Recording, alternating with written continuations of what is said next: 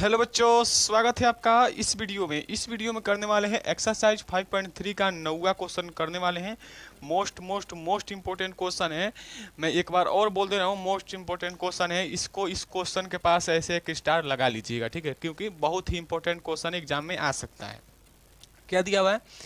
यदि किसी एपी के प्रथम 7 पदों का योग 49 है और उसके 17 पदों का योग 289 है, तो इसका 90 पदों का योग ज्ञात कीजिए। देखिए, अब तक जितने क्वेश्चन करते आ रहे हैं हम लोग एसएन का फार्मूला एक लगाए हैं बस। एसएन का और एएन वाला फार्मूला बस एक लगाए हैं। इसमें एसएन वाला फार्मूला 3 बार लगेगा। कितने बार? 3 बार लगेगा, ठीक है। तो बढ़िया से देखना और डरना बिल्कुल भी मत। मैं हूँ एकदम बढ़िया से समझाऊंगा, एकदम दिमाग में घुस जाएगा आपके, ठीक है।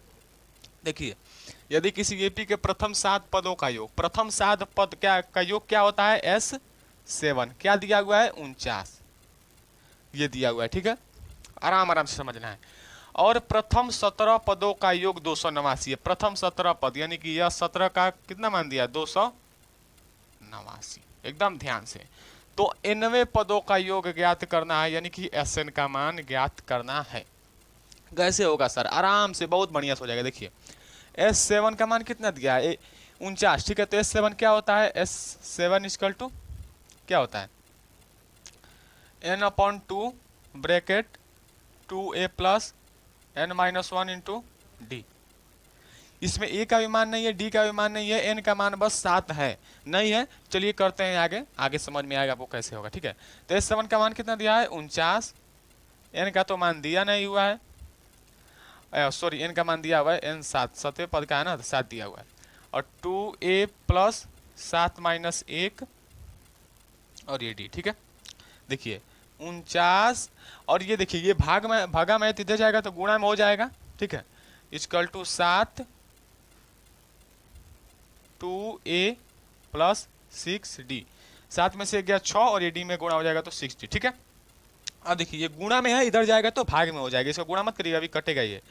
49 गुणे 2/7 हो जाएगा, ठीक है। ये गुणा में इधर जाएगा तो भाग में हो जाएगा। और यहाँ पे कितना बचा? 2a plus 6d। 7 से कट जाएगा, 7 7 49, या 7 दूना हो जाएगा 14। 14 equal to 2a plus 6d। इसको हम लोग सीधा करते हैं एकदम बढ़िया से, तो 2a plus 6d equal to 14, ठीक है। सीधा से एकदम लिख दिए, मान वही है, ठीक है। अब देखिए, ये इसका जिसका गुणांक है, इसका a का गुणांक, d का गुणांक और ये 14, ये 2 से कट रहा है। 2 से काट करके उसको और सरल कर लेते हैं। तो 2 से भाग देंगे तो ये हो जाएगा a प्लस, इसमें 6 में 2 का भाग देंगे तो 3d, और ये 7 14 है तो इसमें 7 बार में 2 से चला जाएगा, तो ये कितना हो जाएगा? समीकरण नंबर 1। समीकरण नंबर 1 ये हो गया, ठीक है। अब देखिए, इसको ये पास दूसरा शर्त क्या है कि यह 17 का मान 289 है, यानी कि यह 17 क्या होता है? यह 17 होता है n/2, वही फॉर्मूला है 2a plus n-1 into D. मैं छोटा छोटा लिख रहा हूँ क्योंकि ज़्यादा बड़ा थोड़ा क्वेश्चन में छोटा सा क्वेश्चन है। अब देखिए, यह 17 का मान 289 और n का मान 17, ठीक है। 17/2। 2a का तो मान नहीं दिया है यहाँ पे, 17 माइनस 1 n का मान है तो, और गुणा में d, ठीक है। देखिए 289 और यहाँ पे 17 है, देखिएगा, ठीक है। 289 गुणे 2, गुणे 2 क्यों सर? क्योंकि भागा में 2 है, इधर जाएगा तो गुणा में हो जाएगा। इक्वल टू 17 और 2a प्लस 17 में से गया 16, यानी कि 16d। देखिए 289 गुणे 2/17। 17 कहाँ से आया? ये गुणा में 17 इधर जाएगा तो भाग में हो जाएगा, और 2a प्लस 16d ये बच गया, ठीक है। ये 17 से कट जाएगा 17 बार में, ये 17 सत्ते 217 में 17 गुणा करेंगे 289 आएगा, तो 17 दूना हो जाए कितना हो जाएगा? 34 equal to 2a plus 16d। अब देखिए, इसको भी सीधा करके लिखते हैं तो होगा 2a plus 16d equal to 34। 2 से इसमें भाग दे देते हैं तो हो जाएगा a plus 8d equal to 17। Sir 2 से भाग क्यों दे रहे हैं बार बार? क्योंकि ये थोड़ा सरल हो जाए, क्योंकि इतना बड़ा गुणांक होगा, अभी गुणा करेंगे भाग करेंगे तो बहुत ज़्यादा हो जाएगा, ठीक है। समीकरण 1 और 2 को हल करके ए और डी का मान रखते हैं, फिर एस एन वाला फॉर्मूला में रखेंगे, क्योंकि एस एन का हमको मान चाहिए, ठीक है। समीकरण 1 क्या है? a plus 3d equal to 7, समीकरण 1 है।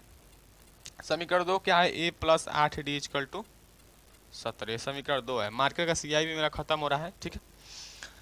इसका चलिए करते हैं, ये माइनस ये माइनस ये माइनस क्या हो जाएगा घटाने पर, ठीक है, घटाने पर।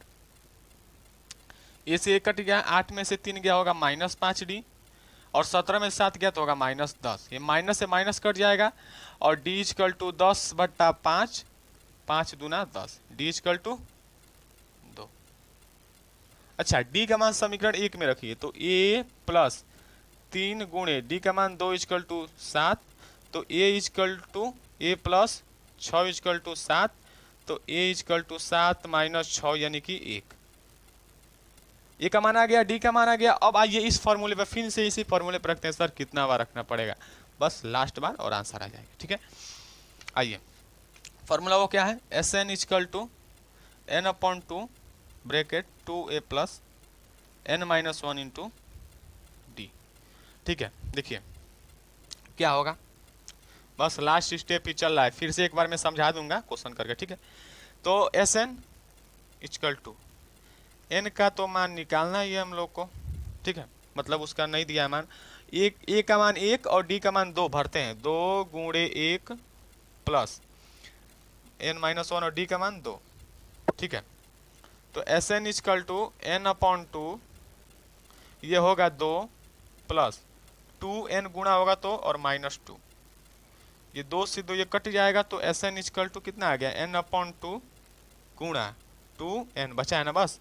अब देखिए एस एन इक्वल टू ये 2 से 2 कट जाएगा और n का n में गुणा होगा तो n स्क्वायर, बस आ गया आंसर, आ गया आंसर, यस सर आ गया आंसर। देखिए यही आंसर है, मिला लीजिए, एक बार और मैं समझा दे रहा हूँ, उसके बाद से आप लोग स्क्रीनशॉट लीजिएगा।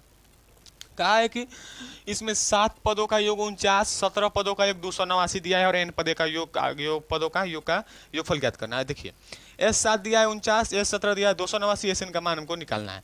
S7 वाला फार्मूला लगाएंगे, n upon 2 2a plus n minus 1 2, ये वाला फार्मूला लगाएंगे।